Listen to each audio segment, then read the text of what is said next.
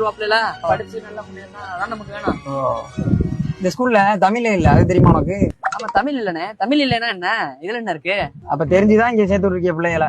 ஆமா தலைவர் தெரியும் நமக்கு தெரியும். ஆனா என் பிள்ளைய தமிழ் தானே பேசுங்க. நம்ம வீட்டுல தமிழ் சொல்லி கொடுத்துறானே, இங்க முன்னேற மாதிரி இங்கிலீஷ் சொல்லி கொடுப்பாப்ல. ஹிந்திலாம் இருக்கு போல, என்ன தெரியல. விசாரிச்சு சேர்த்து விடணும். தமிழ் மட்டும் தான் இல்லையா, நம்ம சொல்லி கொடுத்துக்கிறோம், ஒன்றும் பிரச்சனை இல்லைண்ணே. இங்க தமிழே பேசக்கூடாது, உனக்கு தெரியுமா? கேம்பஸ்குள்ள நுழைஞ்சிட்டா தமிழ் பேசுனா ஃபைனு. ஃபுல்லா ஹிந்தில இங்கிலீஷ்லயும் தான் பேசணும். அப்படிப்பட்ட ஸ்கூல்ல நீங்க சேர்க்க போறீங்க என்ன?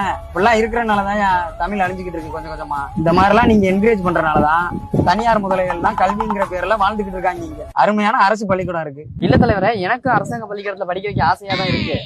என்ன பண்றது, அங்க ஒழுங்கா பாடம் எடுப்பாப்லையான்னு தெரியல, ஒழுங்கா பிள்ளைய ஒழுக்கத்தோட இருக்குங்களான்னு தெரியல. நம்ம அந்த ஒரு பயத்துலதான் வந்து தனியார் பள்ளிக்கூடத்துல சேர்க்க ஆசைப்படுறோம். வேற என்ன, அரசு பள்ளியில ஒழுங்கா சொல்லி கொடுக்குறேன்னு யாரையா சொன்னா? இந்த மாதிரி எல்லாம் இருக்கிறனாலதான் தமிழ் கொஞ்சம் கொஞ்சமா அழிஞ்சுக்கிட்டு இருக்கு. அண்ணே எனக்கு தமிழ் பட்டெல்லாம் இருக்குண்ணே.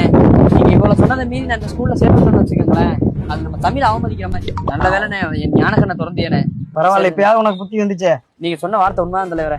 நல்லா படிக்கிற பிள்ளைய எங்க படிச்சாலும் நல்லா படிக்குங்க. நான் வந்து நம்ம வீட்டு பக்கத்துல இருக்க அரசாங்க பள்ளிக்கூடத்துலயே சேர்த்துறேன் தலைவரே. சரி, ரொம்ப நன்றி தலைவரே. சரிண்ணே, நீங்க என்னண்ணே எங்கிட்டு?